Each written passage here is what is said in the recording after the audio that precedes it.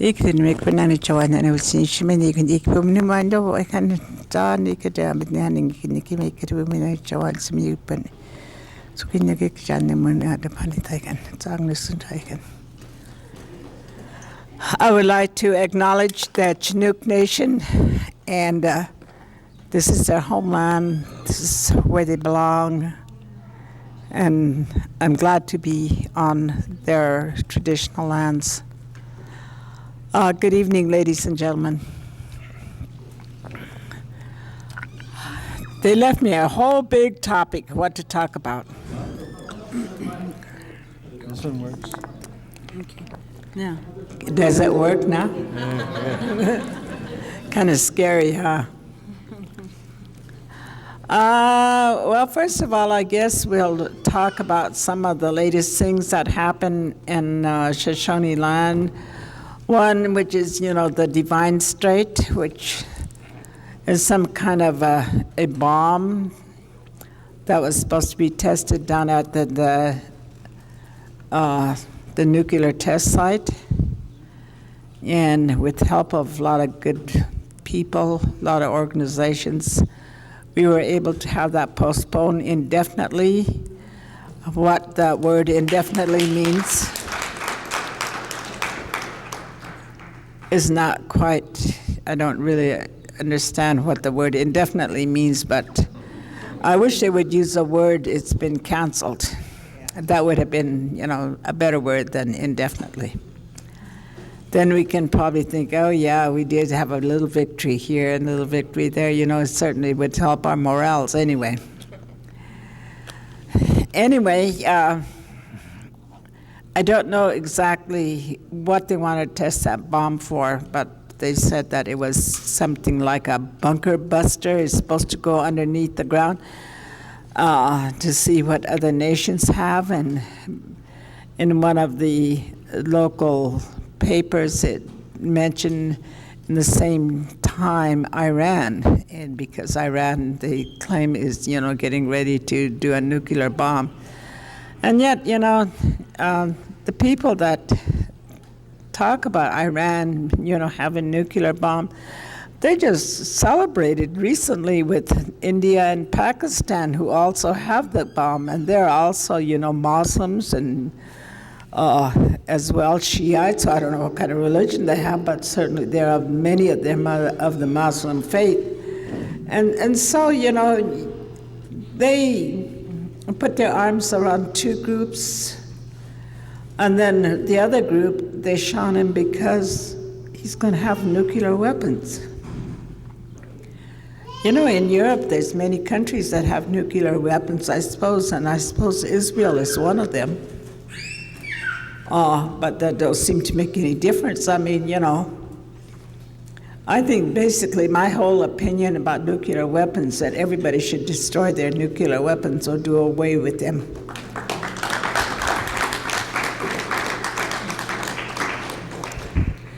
And you may try it down at the test site. We got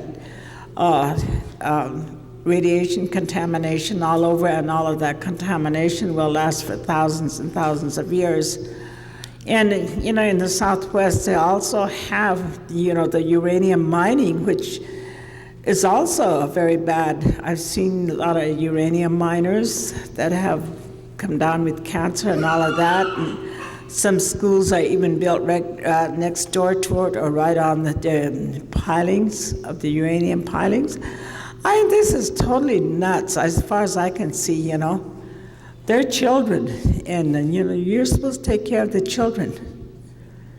And, building a school next to it, or even, when you do uranium mining, what are you teaching the children?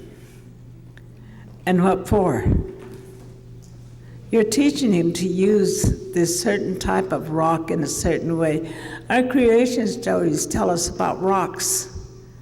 And one of them could be the uranium rock, and that type of thing, which says, if you don't use me right, I can be very destructive and I can destroy all of you. And you have to. I at least go back and look at what some of our stories tell us, and if they use that uranium and use it in the right way, and, probably not to get rich on for some big, multinational company, I think that might be the right way, and everybody gets, good beneficial use out of it. But at the same time, I do believe that they should find a way how to neutralize all of that radioactivity. You can't go on having radioactivity and then bury it again in Yucca Mountain, which again is a Shoshone country. And the lifespan of that, the contamination is anywhere from 1,000 to 10,000 years and over, totally ridiculous. I don't know. I just think a lot of things that's going on in our world is totally insane. We have insanity. The government of the United States of America is also totally, as far as I'm concerned, with this administration, it seemed to forget that there's people out here, people that care, people that want to have a better environment. Instead of, having a better environment, he wants to propose a constitutional action whereby banning gay marriages. Hell, that's none of his business or anybody else's, none of my business.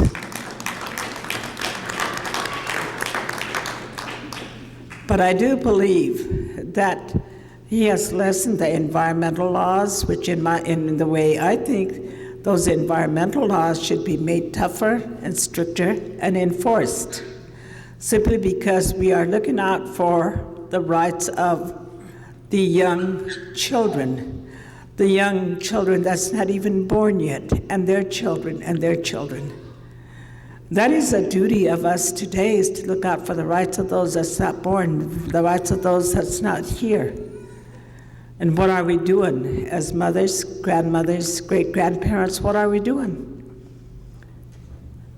We should, a lot of people should be screaming at their senators and their House of Representative members and making that law stronger so it'll protect the environment for the young people.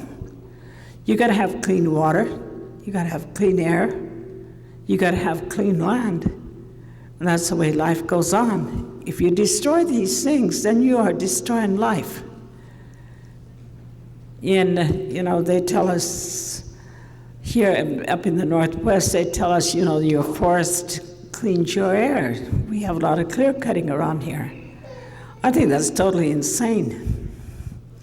Anytime they want to pull a building down, they knock the whole thing down and destroy all the old lumber and things that's in that building, which probably could be reused over and again, recycled to build a new building. I see it really. I don't throw no lumber away, as my family will tell you. They think I'm nuts because I don't throw nothing away. But, the more you throw out, the more new things you get, and the more new trees you kill. So, you got to think about these things. You got to think about the environment. And I don't know, my world and their world is a little bit different.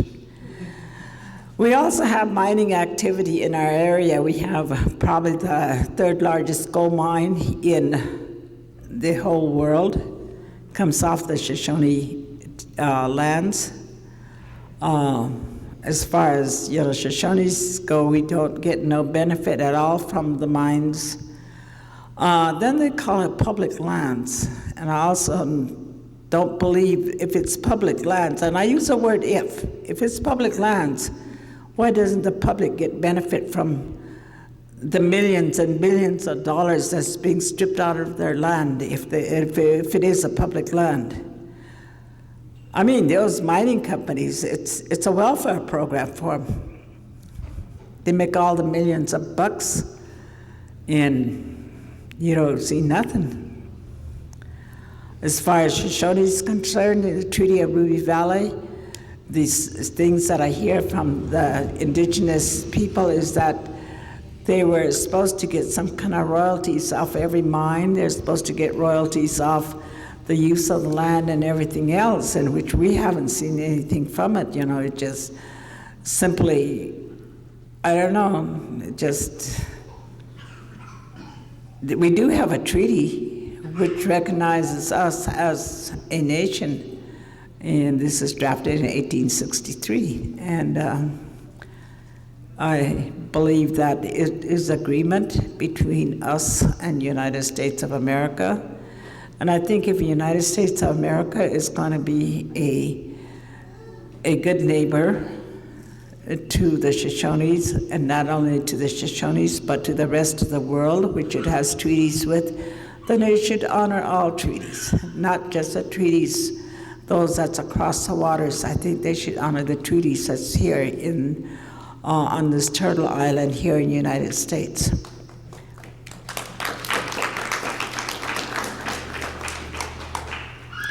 You know, if you can't honor anything here at home, then how are you supposed to honor anything, you know, across the ocean? It's very hard for me to understand that.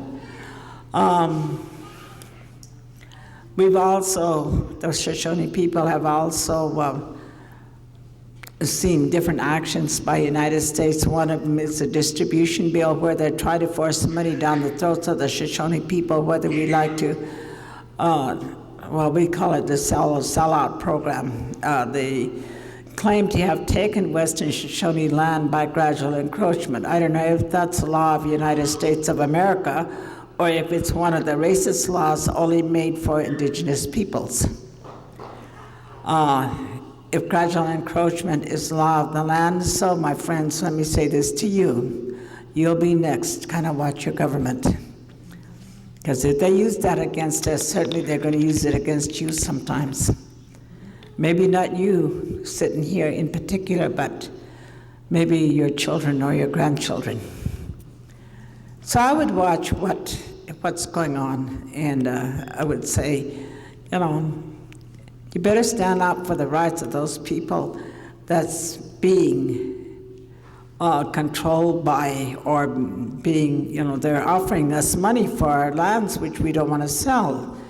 The land is sacred to us. It's our earth mother, and we can never sell it. And yet the United States of America wants to buy that at 15 cents an acre. And I think this is totally wrong. It's a sham. And I get it personally. I feel that it is a fraud being committed by the United States. And, you know, like I say, the United States got to watch what it does with its First Peoples. And then, you know, then look across the ocean and then find the wrongs of the other nations. But look at itself first. That's the way I feel. I remember when they first went into Iraq, Mr. President said, "We are not the conquerors, but the liberators." And that's been about, what, 3 years ago? I still believe that what they might set up the type of government, if they set up a type of government which is Bureau of Indian Affairs, they're going to set up Bureau of Iraqi Affairs. And which would be, you know, to me that would be a terrible shame. Because under the Bureau of Indian Affairs, they've used that against us so many ways. They've claimed that we're not smart, we're dumb, we're stupid, and also that we are probably non-humans, because they use certain words to describe us as savages, heathens, and whatnot. I mean, I don't mind what they call me. Just leave my land alone, because that is sacred to me, and I don't care what they call me. But, you know, they use terms like this, and as acting as our trustee, you know, do I look like I need a trustee? Probably more so than what I think. But I always thought, you know, in the 1860s or in the 1817 and 1800s, indigenous peoples in the United States were, you know, mentally capable of signing treaties with the United States, and then all of a sudden, a couple hundred years later, we become incapable, and where we need a trustee. I think that's kind of taken a step backwards. So I just, you know, I smile at a lot of these things because I just totally think it's wrong. But one thing I do know, that we should never let the United States Department of Energy, Department of Defense. I don't think they should ever be allowed to do any more bomb testing in the Shoshone country, nor should they be allowed to pull uranium out from the land. Just leave it where it is. It's good enough where it's at. It has a purpose, and that is where it's to be stayed, in the ground.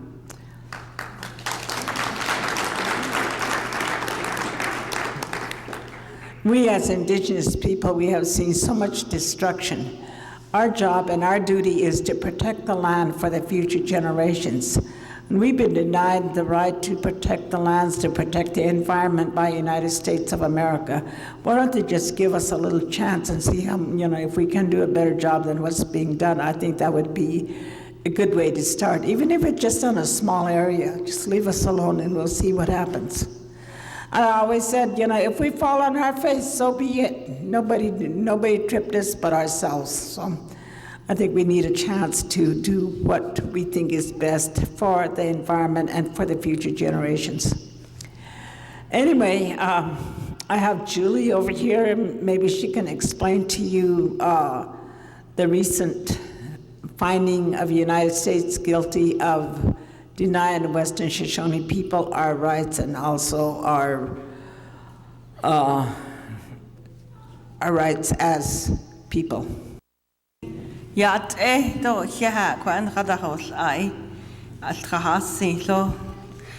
Greetings, my relatives. It's nice to be here again in your community, and it feels good to see everybody, people coming in the door, all the old friends, new friends. It's an honor to be here with Carrie, myself, and my daughter, my husband, and Julie, and Labar, and to see all of you. It really means a lot to me. So, in our time this evening, I'll just brief you up on the latest of our events down there in the Southwest. I'm originally from the Four Corners area in Arizona, and there we're impacted by coal, uranium minings, and more development of coal minings. Although there is an issue of global warming throughout the world, people are concerned about these climate change events, and our George Bush from here is so lost, and he wants more development down there in our communities. And our tribal governments, of course, are a rubber stamp entity of the U.S. government, so they are basically, just going along with whatever is being proposed to them. And so we will have a uranium summit down there in Window Rock, Arizona in September. That's because there has been many abandoned mines in our communities, and it has great, great health impacts. And it's been a few decades ago that these mining sites have been abandoned, but the ongoing health impacts from it through the environmental health and all the above is still highly radiated and still highly unsafe, and yet corporations, privatized, they want to take over those abandoned mines and reopen them and have them function again. And in the coal mine areas, they've closed one mine, another mine still open. This is at Black Mesa, and they're using every water source there is in this region. We're in a high desert communities, and water is very scarce, and they're stealing water for over 30 years now, known as the Navajo aquifer, and now they want to extend that to the Coconino aquifer, which is another different body of water, to continue to mine. And also they're proposing to widen the mines, and at the same time, our tribal government, of course, like I said, is just another federal entity. They're going along with this. And on top of that, the Navajo tribe has filed a lawsuit a few years back based on bond issues of the environment and the human situations that it has impact. It was a suit for $600 million, but along with these recent development and negotiation, they want to, dismiss the suit, give your so-called sovereignty rights away, and that means you're opening yourself to be sued by anybody or any corporation. So they're doing that, and then on top of that, they want to open about 2 or 3 more mines, and then also develop another coal-fired plant, which will add 10% more of air pollution in the area. So right now, today, we look at the New York Times, and of course, they're blaming China for the global warming impacts. Well, it's right here, and they're committing the crime as we speak. And, what are we going to do? Are we just going to allow this to happen? Are we going to round up ourselves and go after them? How do we deal with this? And I think this is my question to you as citizens of this country, as taxpayers, because it's your tax dollars that are paying for these actions, and all the others you can imagine, more pollution, more development. When will it end? And of course, in this capital society, it does not end. So, we as activists have a lot of questions, and that don't stop us though. We're all the way out here. We took 3 days to get up here, but in my own community, we've been pushed, shoved around, stomped on, but we dust the dust off and stand back up and continue to bark, and that's our way of dealing with it. So we haven't given up. We're still there, and I haven't done any public speaking in a long time, so this is the start of it again. It's like a wheel of fortune, you go way up, back down, back up again. So it feels that way, but you uplift my spirit. Thank you for coming and, willingly and being here with us. And I'll give the mic now to Julie. If you have questions, we're open to it. Thank you. My name is Julie Fischel, and I work at the Western Shoshone Defense Project, which is a nonprofit advocacy and environmental organization about 10 miles from Carrie's Ranch in Crescent Valley, Nevada. I'm an attorney by training, and I've been working with Western Shoshone since 1998, mainly on the international issues, which is what Carrie asked me to speak about.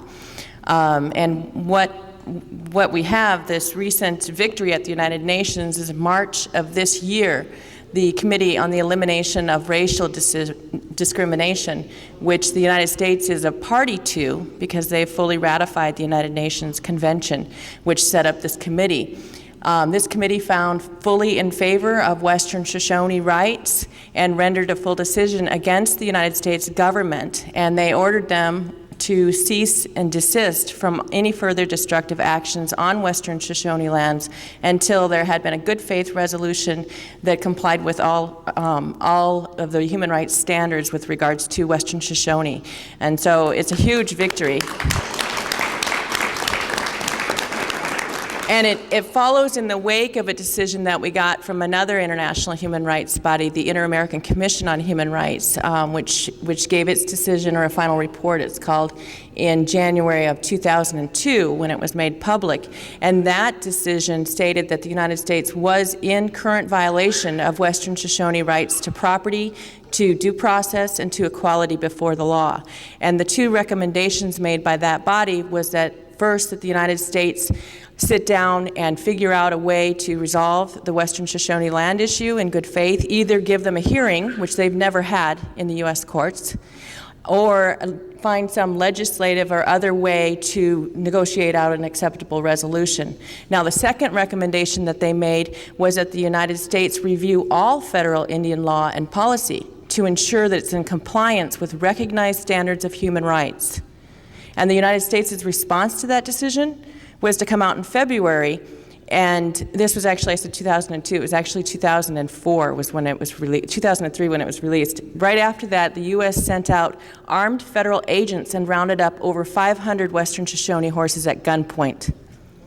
That was their response. And this is not hitting major media. I mean, the major media, New York Times, Chicago Tribune, other media outlets, they're covering the issues out there as an internal dispute between Shoshone people that either want this payment, Carrie called it the sellout bill, or Shoshone people who don't. And we've been working on, educating the media that that's not the real issue. The real issue is the United States' ongoing theft of indigenous lands and ongoing destruction of the environment, the land, the air, and the water. That's the issue. And that's what we got in this recent United Nations decision. I mean, they didn't hold back. They came out and fully told the United States to freeze any further actions. They talked about the violation of rights to health, culture, spirituality, collusion between government and corporate interests.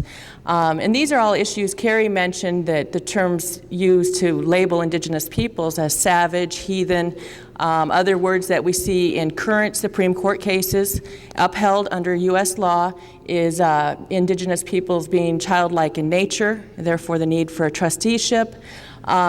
These all stem from what's known as the Doctrine of Discovery. This doctrine was used by both the Roman Catholic Church and the Church of England back in the colonial days, which, for you, those of you who don't know, we're still living in the colonial days. And this doctrine was used to validate takings of native lands and killing of native peoples, and to remove them because they were seen as less than human if they were not Christian and not European. And for folks that want to see the actual documentation of it, you can pull the original Supreme Court cases. They're known as the Marshall Trilogy, in particular Johnson versus McIntosh. And those Supreme Court cases set this out and say it in black and white. And they're just recently, more and more has been coming out in the general public about this situation. And I think there have been 3 different books published in the last year and a half or so, reviewing federal Indian law and policy and looking at the actual roots and looking at the ongoing effects of this system and what has happened here. And it's not just affecting Indian people, but as Carrie and Louise both pointed out, I mean, these issues affect all of us. And whether it's a taking of property, of land, what's happening is they're equating corporate or monetary interest above life. And, unless we wake up and start supporting Native people and start listening to what they're saying, we're all done for, So this is an issue that I've committed my life to, and I would hope that others will stand up, because we're not going to get anywhere unless this country wakes up and starts supporting Indian people.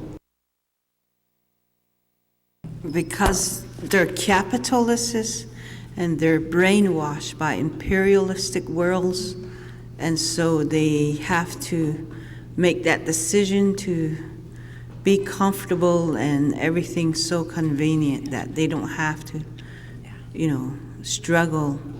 So a lot of it has to do with money. And once you become an official of a tribal entity, a tribal government, then you basically waive your rights as indigenous people away from yourself. And so you raise your hand just like any other elected official, and, they do their oath thing. So then once that's written and you agree to it, then you're a part of them. You're a part of their society. So then you serve in the interests of them, not your own people. So that's where the difference is. And my community, we have given that way. Back in 1978, our elders went on this cross-country walk, and out of that they decided to not participate in that. So to this day, I don't vote, and they always tell us you don't have a voice when you don't vote.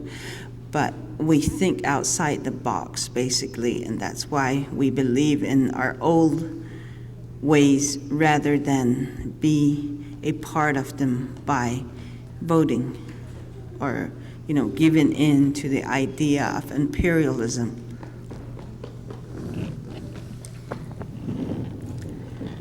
Just a minute. I'm going to hand this over to Julie. She might give my input as the way I talk about this, because she knows how I feel about this tribal government.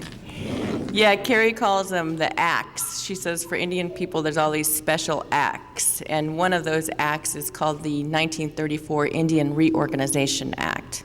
And that's where the United States government set up these tribal governments. And I'm slightly familiar with some of the other areas, but with the Shoshone in particular, which is what I'm familiar with, when this legislation went into place, then officials from the United States came out and told Indian communities, if you think that we've done you wrong, if you think there have been damages, like for the Shoshone, they felt that there were violations of the treaty and that things weren't happening the way that had been agreed upon. And they said, if you think you've got, these problems and stuff, then, form these tribal governments. And the United States had drafted the constitutions and bylaws, drafted this.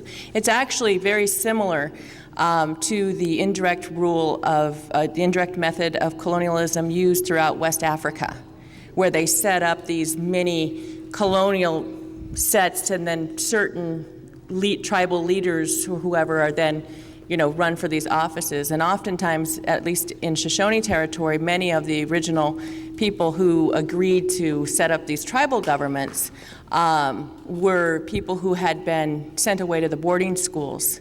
I don't know if you're familiar with that history, but many of those schools, their job was actually to erase the Indian from the Indian. And so you had people coming back, as Carrie references, people coming back who were hollow, who didn't know their language, didn't know their culture. All they knew was what they had been taught in these Western European style systems, coming back then forming these tribal governments, which caused a huge split, at least where we're at, between the traditional governments and the tribal. And I think for both Navajo and Hopi, it's the same, and up in Sioux territory. So these people have been living here for thousands and thousands of years. They had very complex, and still do, complex legal and governmental systems, social networks, trade networks. And the United States, by setting up these separate entities and then only recognizing them and sifting their federal funding and other rewards through these tribal governments, have displaced power and caused these splits. We right now have been working on trying to get people at least in the same room talking and to learn, where do these tribal governments come from? Because a lot of Indian folks that we work with don't even know that history. It's like, well, that's our government.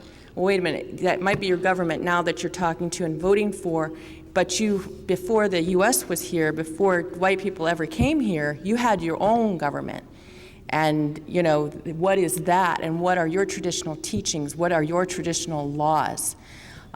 So that's where there's this real tension between the tribal governments. And a lot of the tribal governments, some of the folks we work with, some of the current council members are actually some of the people that are working with us. We have one tribal council member actually on our staff now. And it's just very difficult because they're always being threatened to have funding denied. You're talking about housing, health, and these are for whole communities. And, if they go against the sway, they could have that all pulled out from under them. And, how do you get by when you're living on these small plots of land with no economic resources if this funding is taken away? I mean, you're risking your whole community. And as a leader, sometimes that's a very difficult decision to make. So I hope that helps. I don't know, that's one of the tough questions, I guess, is that to get your lawmakers to understand that this problem is here, that it's a problem that's been created by the United States government, and that the United States should honor the rights of the indigenous peoples. And I think that's important because we are humans, we're not just, one of our many relatives that's running around on 4 legs or things like that.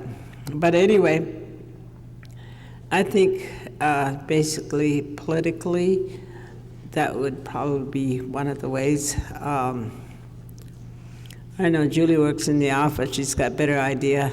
That decision has been hand-delivered to every member of Congress. So when you contact your congressional delegation, you can, they should have a copy of it. If not, if you email us or if you get on our list, we've got it on our website. We can get it to you electronically and give them a copy of it and ask them what their position is. The United States is required to respond by July 15th of this year. So you can ask your member of Congress, are you going to make a public statement, telling the administration to respond in good faith by the deadline? Basic question. Yeah, and we're talking with different folks now about the possibility of getting a national electoral campaign going, which would ask these basic questions of every person running for office. Do you support the ongoing use of the Doctrine of Discovery with regard to current federal Indian law and policy? Yes or no? Do you agree with, do you support Native decision-making in their homelands? Just some fundamental questions that get people thinking, because I've talked to enough members of Congress and their staff. They don't know this. Most people in the United States don't have a clue about what's going on. They're sitting in front of their TV and running around all their different jobs and their Starbucks and their, all this, and they're so caught up in that craziness that they don't know what's happening on the land under their feet. So they need to be woken up, and I don't know if it's going to take just getting all new members of Congress, what it's going to take, but the first thing is to basically expose them to the truth and see where they stand. And some people can, get educated and learn. And if not, you know who they are, yes or no, and ask them for a written response. And if you get that to us, then we can use that in our materials as well. But the divine strike test that we got postponed, I think that was a combined, that victory was because of different combined efforts. Litigation we filed, but also people all across this country were doing, write-ins to their members of Congress, and some folks, I think, either in this area or Portland, actually were doing sit-ins at the congressional offices, and that combined pressure, I think just rattled things enough for them to say, whoa, well, let's sit down, because they would have made, that test should never take place. It should never have been proposed. But what it gave the Western Shoshone was a platform. All of a sudden we had truthout.org and Move On and Democracy Now! Reporting about the Western Shoshone, Indigenous peoples, the United Nations, federal Indian law, which none of them, even these activist media channels, the big ones, weren't covering Native issues. And we contacted them before. We contacted Democracy Now! Why aren't you guys covering what's happening at Big Mountain? Why aren't you covering what's happening in Western Shoshone? Why aren't you covering these issues? And they just weren't informed, or they didn't think it was important. But those stupid actions by the United States government, we can use them in our communities to inform people and inform our congressional members that unless they want to go along with these just idiots, in the administration and look like a bunch of idiots themselves, they better wake up and start speaking out clearly, not political garbage, but clearly, and saying yes or no, this is where we stand. We agree, no more contamination of water, no more contamination of air, no more destruction of land. Let's put federal monies into cleaning things up, period. And just ask them. And then if they don't agree with you, run for office. Yeah, Senate Bill 1003 was just recently passed in the Senate, and now it's sitting before the House of Representatives. And this is the relocation bill that's been, filed so many times that we just don't keep track of it anymore. We just know there's going to be another deadline date someday soon, and of course, they're going to pressure people with that and try to make them sign this and that paper to move away so that the land could be used for more mining operations. And the Senate bill is in Congress at the time in the House of Representatives, and we're asking people to, ask their representative to question this. And this bill should have been abolished so long ago, but it has been, on the table forever. And originally, they said it was a voluntary situation where, everybody that wanted to move. And now there's a few people that are refusing to voluntarily move. So if you make it voluntarily and there's a group of people that don't want to do it, then it's your own fault because you said it's a volunteer situation. So that's the case with that. And once they pass it, then it will become an amendment of Public Law 93531, which is a 1974 case calling for removal of over 12,000 Navajos and 3,000 Hopis, 2 tribes. But they're using these legislation back and forth for a land swap, and Peabody Coal Company is behind it, and they're the ones that designed it back in the 1950s, 60s, and so it still, is alive that way. But we just ask you to contact your representative to put a halt to that and maybe even abolish it, because it hasn't worked. It will never work. They originally said that it would cost them like $54 million to do the whole thing, but 36 years later, it's gone over $234 million, and now they're concerned because they got nothing left in that pocket for more war. So if U.S. wants to spend money, spend it at home and revitalizing nature, working on restoration projects, encouraging clean energy. So on this tour, we're going to be promoting that down the road here once we get into California, because most of the coal resources that are plucked away from the land are for Southern California Edison, which is a public utilities commission in Southern California, and they're the ones that are making all the money in the world on it. And this year, Peabody has made the most money in all the years that it's existed. So that means the richer are getting richer, the poor are getting poorer. So, we need to question it. Somehow we got to question it. And one other, thing that we did that was really helpful is we had a petition drive to support the United Nations Committee to take this action, to make it a full urgent action decision. And we put that out in January, and within like a week we had over 13,000 signatures from all over the country. And that really helped at the UN, because this committee, one concern is they were telling us, we could give you a decision. I mean, legally the case is so clear. But, if we render this decision, the United States is going to be after us. I mean, basically, the U.S. may try and dismantle this committee. So if we, if they put their necks out, I mean, a big question is, what kind of support do you have at home? Are people waking up? Is there this movement? Is there a strengthening of this? Because it's going to take that to make this decision mean anything for the lives, for everyone.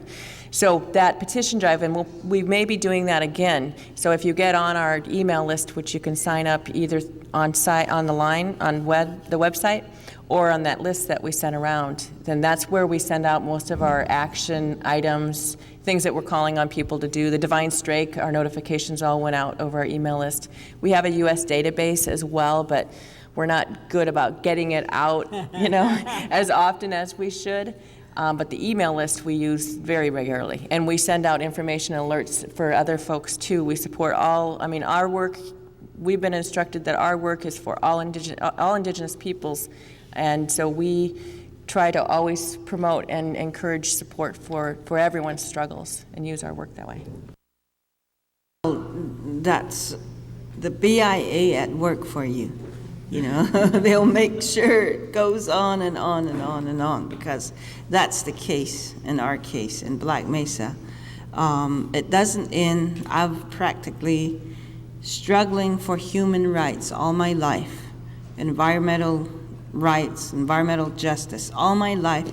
Nothing has changed. I'm middle-aged now, and it hasn't changed. So instead of, being stuck on that, I try to live and enjoy what there is. And then on their water, in the desert region, when you already don't have any water, our elevation's 6,500. There's no water. We used to have water when I was a young child, I remember.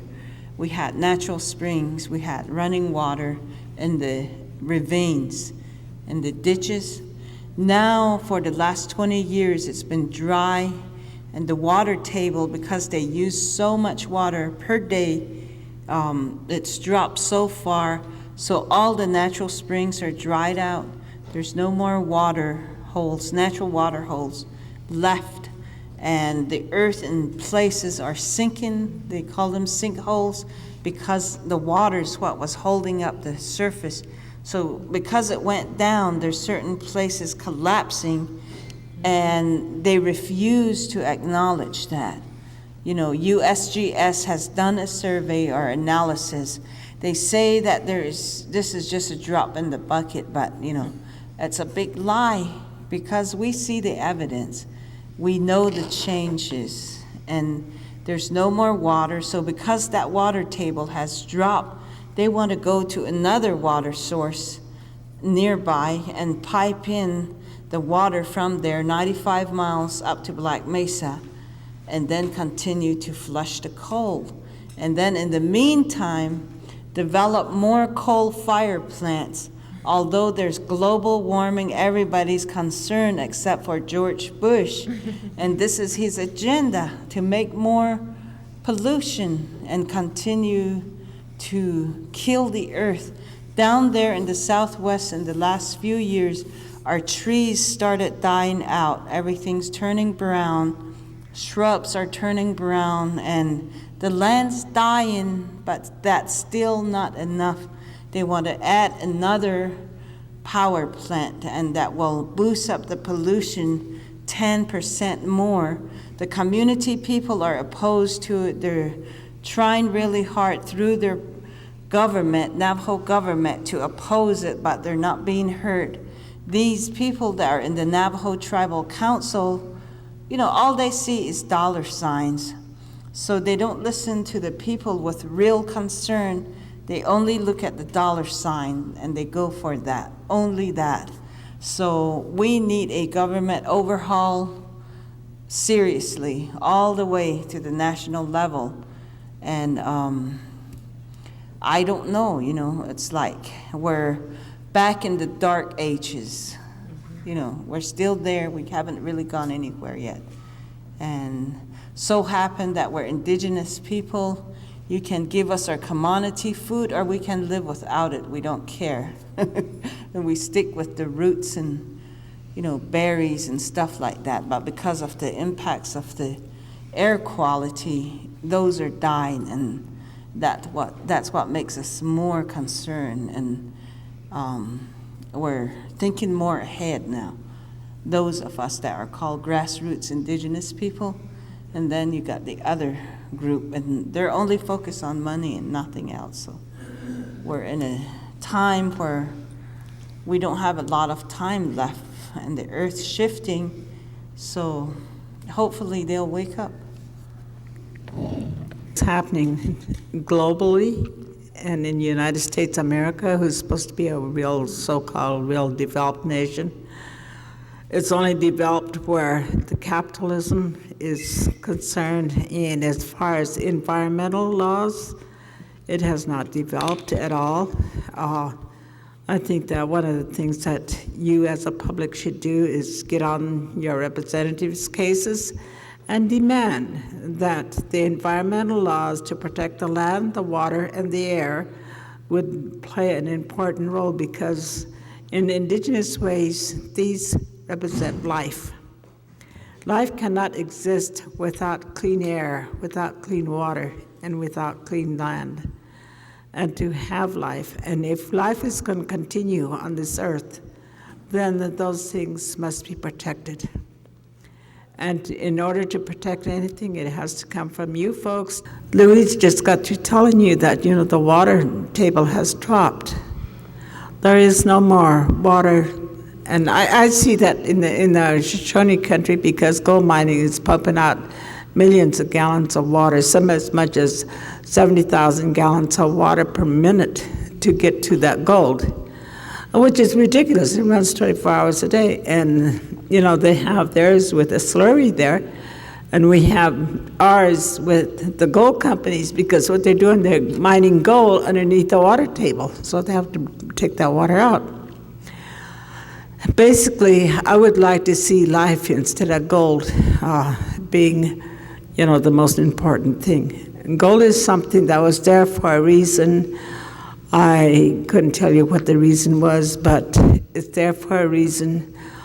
So is the water. The water is there for a reason, and that's to give life to all life. That's to give life to the plants, to the birds, to the insects, and also to the two-legged one. Even though we are, many of the so-called, the knowledgeable and the politicians don't look at things in terms of life, they look at things in terms of money. And anyway, I would say is get on your congressional people and tell them what you want. Don't give them a chance to say otherwise. And we're talking about contacting our members of Congress, but one thing I've seen that has made a tremendous impact and it's got an incredible amount of power that I don't think people realize is just talk to your friends, your family. If you've got the ability and resources, write a letter to the editor. Talk to people in the grocery store. Talk to people on the airplane. My gosh, we just got a new supporter online on our airplane ride in. An electrical engineer working on security systems. He was completely enthralled. I mean, he just couldn't get away from the issue and asked us, how do I get more information? How do I find out more about this? Just talk to people. Ask them what they think about different things. And I hear a lot of people, they're all worried about homeland security or being on lists or whatever. We're all on a list, and that list is, do we survive or don't we? Do we do the right thing or the wrong thing? And we were just talking today, I said, you could walk in the street tomorrow and get hit by a bus. At least this way you go down taking a stand. You take a stand for what's right and what's wrong. And if everybody takes a stand together, we outnumber them. And we've got the truth on our side.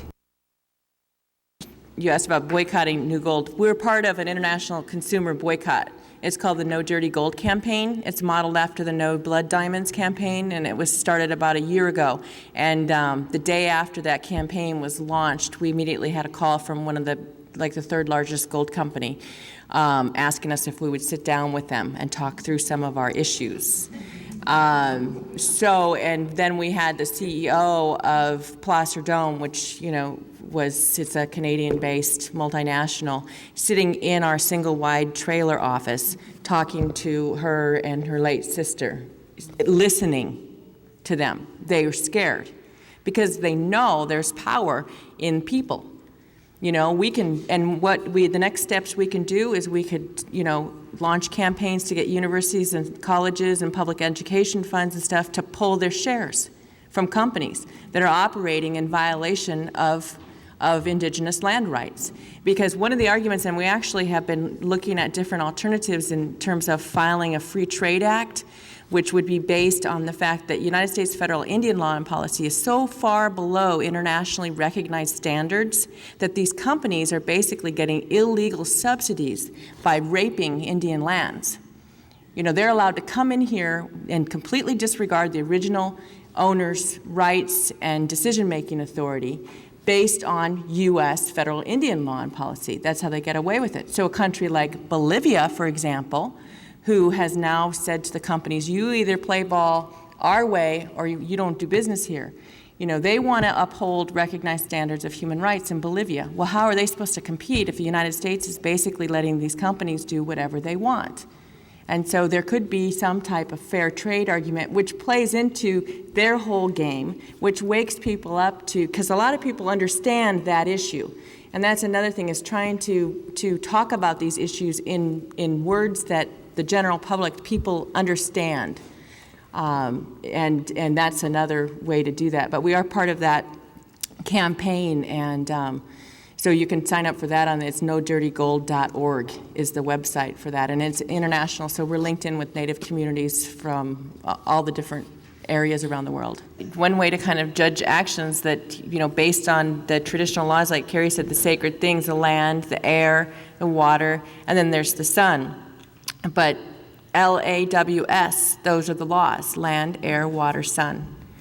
And that's, at the United Nations Permanent Forum last month, there was a statement made that every action, any kind of action that's being proposed, should be measured from there. And if there's a threat to any of those things, then it should not go forward. And this is also known as the Precautionary Principle, is what many people are advocating.